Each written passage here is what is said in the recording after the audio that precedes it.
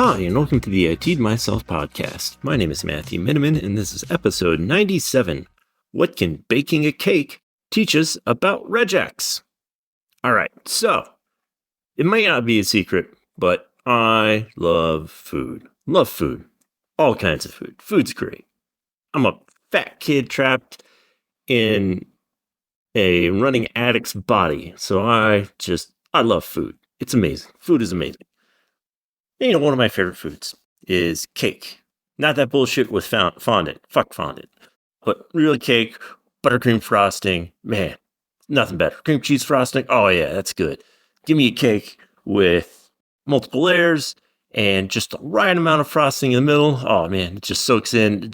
It's delicious. Anyway, baking a cake can be a challenge. It can be a real challenge to get the right consistency or exactly what you're searching for in as far as like moistness and cohesion and binding and fluff, all of that. And it can be a real skill to bake a cake properly. And the vast majority of us who make cakes on a not regular basis probably follow boxed instructions or instructions on a website. You know, basically a recipe that is easy to follow and it's simple. And you know, you can walk through it step by step and add the ingredients, mix the ingredients, put them in the right combination, put them in the right pan, bake, and then it turns out exactly as you want. I don't know how many of you bake cakes not for like birthdays and shit like that, or how many of you bake cakes at all. And none of you, I don't know. I might be talking to the wrong audience. Holy shit, what have I done with my life? Anyway, existential crisis is over. The whole point being that baking a cake requires a few different kinds of instruction sets for you to understand, develop, and produce the product. And in that, you know, you have your ingredients. You have to follow not only what ingredients you have, but you also have to follow the exact quantity of ingredients. If you add too much of something or too little of something, it can make your cake taste poorly. You also need to follow the instructions for baking. How long do you bake it? What kind of pan do you bake this in? When do you know that it's done? You also have ingredients for how to prepare the cake once it has been baked and put frosting on it, and your ingredients for frosting and your frosting instructions. All of those might be very particular instructions. And not only that, but you also have added complications like what happens if you live at sea level versus what happens if you live in the mountains. You know, high altitude baking does adjust recipes just a little bit, and it can be a challenge to bake things properly in different elevations or get consistency at different elevations. So having a vastly different recipe or not following the exact instructions can leave you with a piece of shit cake that nobody wants to eat. Also, you know, if you follow the instructions and you leave, I don't know, an eggshell in there or accidentally let a wrapper fall into your cake, it can really ruin what you're trying to make. And all of these things basically combine into a scenario where if you don't follow exactly what the instructions are, you can have a bad time. Your cake can turn out poorly, which is bad, right? Like, you know, you want to have cake. You want to eat your cake. You don't want to let your kid's 4th birthday party be ruined by the fact that you can't bake properly. You don't want your apology cake for sleeping with your friend's mom to cause them to shit themselves, unless you actually do, which is, you know, might be the point. Man, where was I going with that? Shitting yourself with cake is like Regex. Yes, Regex. Anyway, a Regex off the top. As we move into Regex, one of the things I should clarify is we're going to be talking a lot about special characters and how to handle them and things like that. And one of the most common special characters that we will have to address inside of Regex are slashes. Now, there are two types of slashes. If you look at a standard United States English keyboard, there are two slashes, one by the backspace that looks like it is leaning backwards and one that is next to the right shift key that is leaning forwards. Those are both known as backslash and forward slash, respectively. What we will do to simplify the parlance is we will actually go with a shorter language scheme. So the one that's falling back, that's actually known as whack. That's not a slash, that's a whack. Just because it's whack, it's falling backwards, which is whack, yo. And then we'll consider the other one the slash, the regular, the one that's falling forward. That's a regular slash. And another way to think about it is that a whack is referencing pathing in Windows, whereas a slash is referencing the URL in your browser. They are different slashes, if you did not know that. They are both known as slashes, backslash and forward slash, but for the purposes here, we will call them whacks. Whacks and slashes. Whacks falling backwards, slashes falling forwards. Now, with that being said, Regex is a computer language helper. It's not really a computer language in and of itself, although it is as fucking difficult to understand as a separate computer language. But Regex it's a helper for computer language to basically parse and understand information under certain conditions.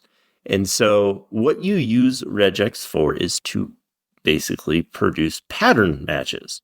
And Regex allows you to identify pattern matching across different schemes, different scenarios. It allows for flexibility in identification, and it's also very, very quick.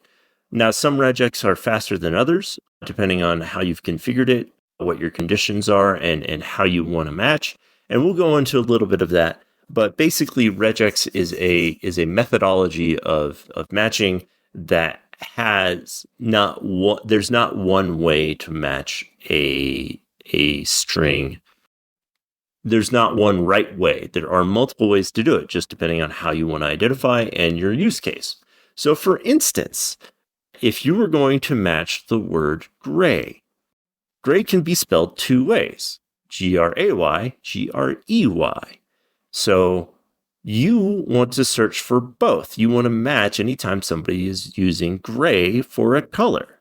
Well, if you wanted to identify both types of gray, searching for gray, you would have to do two searches, right? You'd have to search for gray, Gray and Grey. You have to do those two searches separately.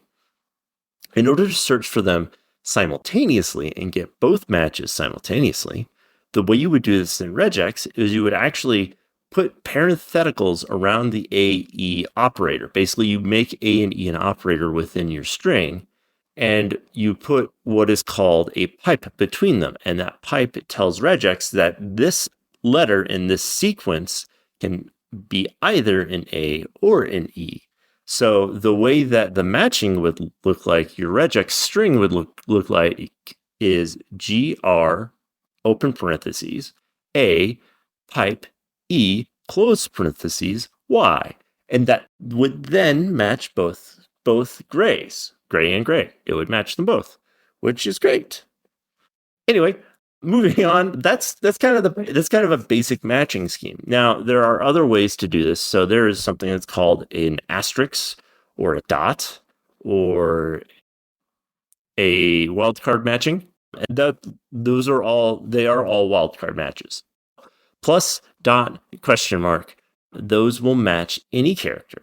And those allow you to identify basically anything that you might want. Now, there is a difference between dot, asterisk, and plus, and then there are other wildcard matches as well, something like /D or /P or whack P, whack D, whack question mark. These are all aspects that can be matched directly. And like inside of the regex syntax, if you're going to match gray and you used whack period, what that allows you to do is that will match both gray and gray, Gray, Grey, but it will also match any because any misspelling of gray where the vowel is wrong, so groy, it'll match that. It'll also match groy with a U. It'll match gr, which with an I.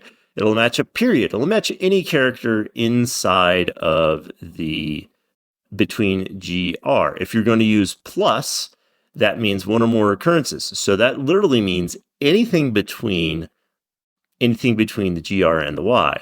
So if you did a slash period or whack period plus, what that means is that there could be any number of characters between GR and Y. So you could have the great many, and great many would match your regex. So those are kind of sloppy ways to do it, but they do allow you to match strings. And it can be your wildcard matches can match individual types of characters. So instead of using something like slash period to match any type of, or whack period to I cannot even follow my own goddamn rules. Wow. See, regex is hard. Go whack period. If you wanted to use something a little bit more strict than whack period, if you wanted to be like, hey, I only want to identify numbers, then you could use something like whack D to stand for digit.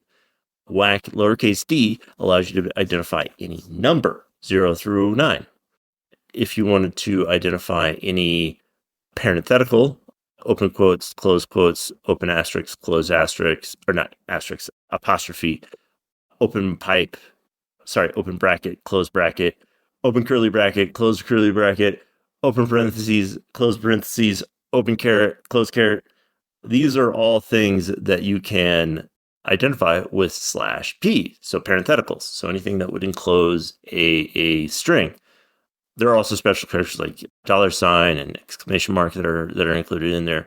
But basically, that allows you to match those characters so that you can include specific types of strings that might include special characters. Now, this can all get very, very complicated very, very quickly. So, for instance, if you wanted to match an IP address. This is a very common regex case. So you want to match IP addresses. You want to pull IP addresses out of a string.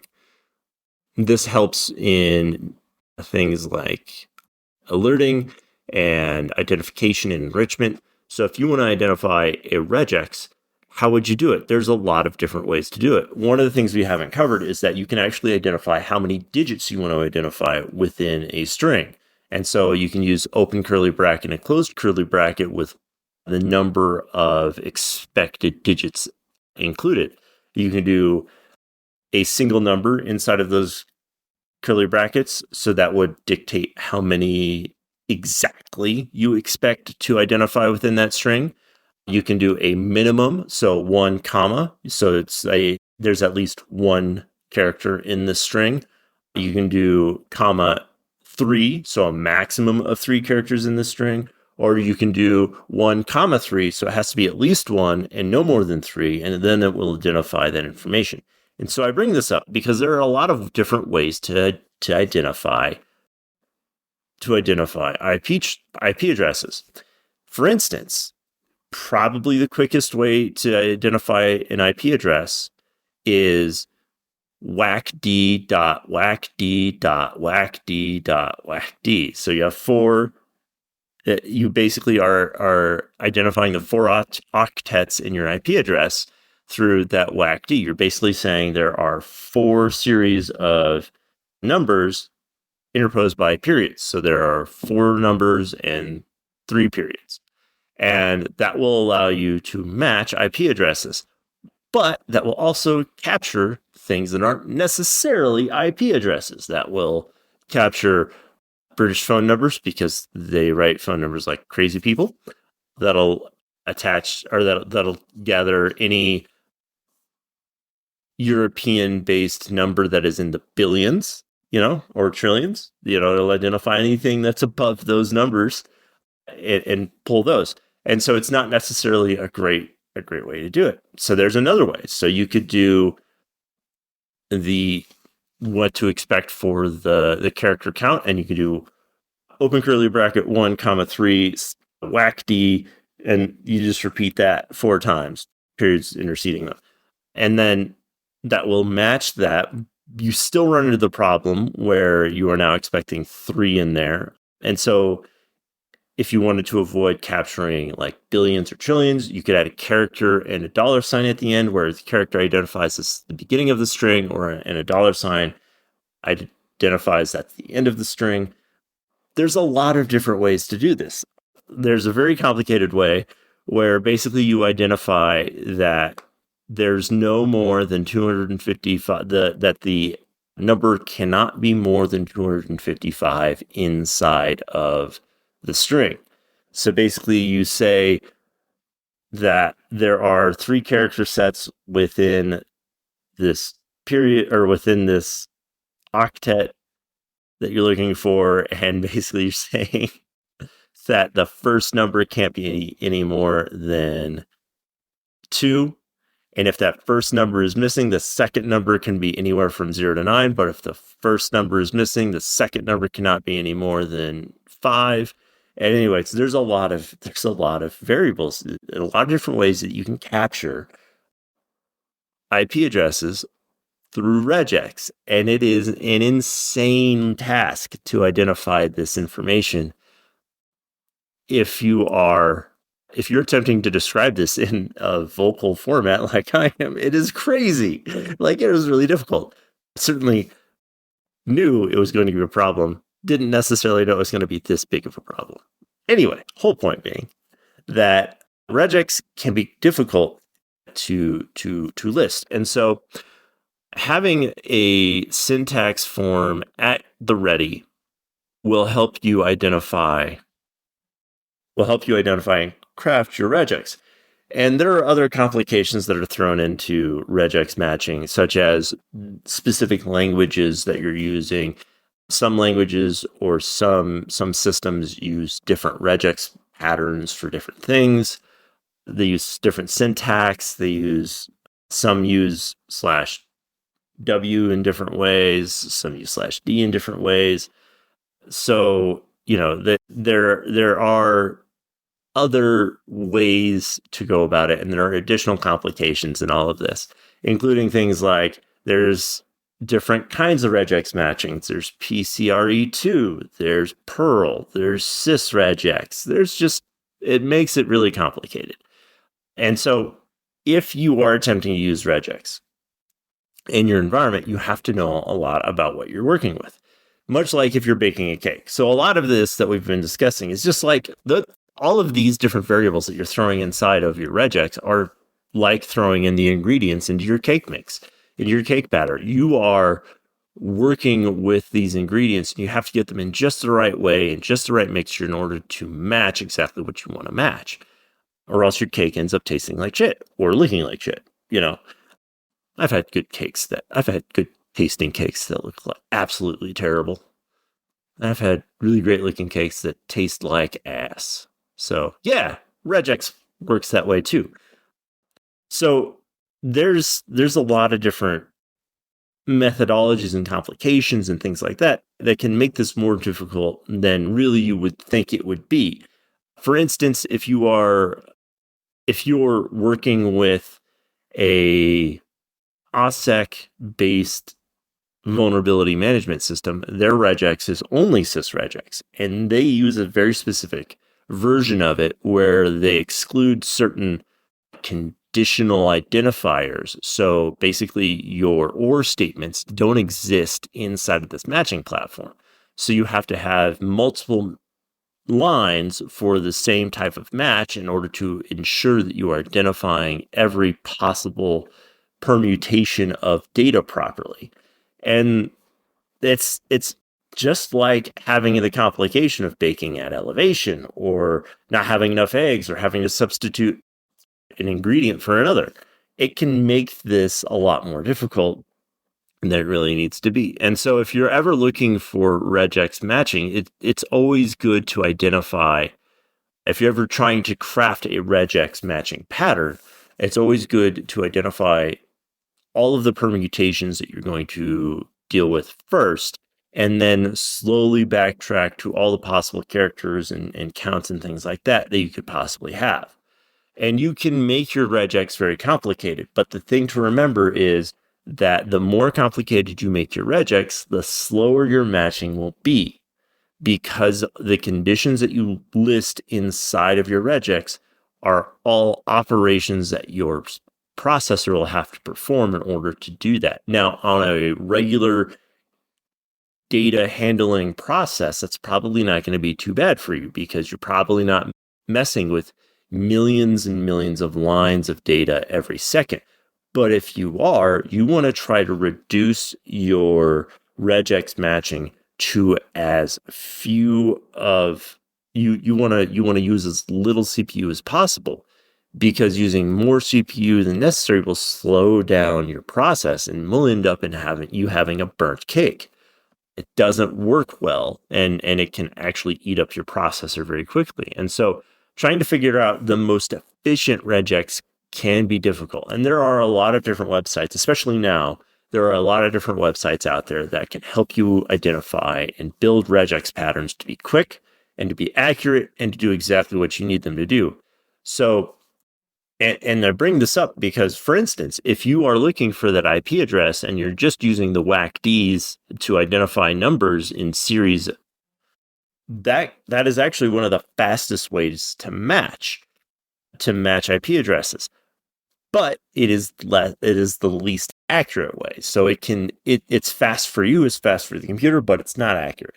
And so, you can craft that down a lot to try to identify exactly the right measure of complication and accuracy to your IP address for your purpose. If you need it strictly defined because there are other characters that you may possibly run into inside of your document that you're messing with or trying to match regex for, then yeah, you need more complicated matching. However, if you don't expect there to be complicated matching schemes, then using a simpler matching scheme will help you craft your regex faster. It will help your regex flow faster and help you operate at a faster pace without having to worry about all of the difficult ors and ands and conditions that you need to include inside of that regex matching scheme. So keep in mind, that's all there. But the end result that you're going to look for when you're doing regex matching is you're going to be making sure that whatever you're matching inside of your text is what you want to see. And making sure of that is basically the whole thing. It's how the cake gets made.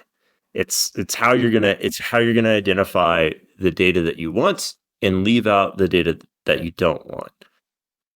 And this has been what has been on the back end of all of your searching platforms, all of your alerting platforms, anything that you've been using. This is how it's been identifying. Now, I have left a lot out with regex because it's a very complicated thing. And if you think I know exactly what the fuck I'm talking about with regex, one, you haven't been listening to this podcast very long. And two, regex, nobody fucking understands it. There's an XKCD about that. Regex is a very complicated platform and very complicated helper scheme. Like I said, it's not its own language, even though it feels like it. And you can get lost in the weeds into it. So my suggestion is to find a regex building platform that works for you, for your purpose, and for what you're looking for, and use that. Because otherwise, you're going to get yourself into a situation where you've got batter everywhere, all over the kitchen. You're not quite sure what happened, and you're crying. The dog's licking up eggshells, and it really just feels like the world's falling apart, and your 4-year-old doesn't get their cake. Anyways, guys, I hope y'all have a great day.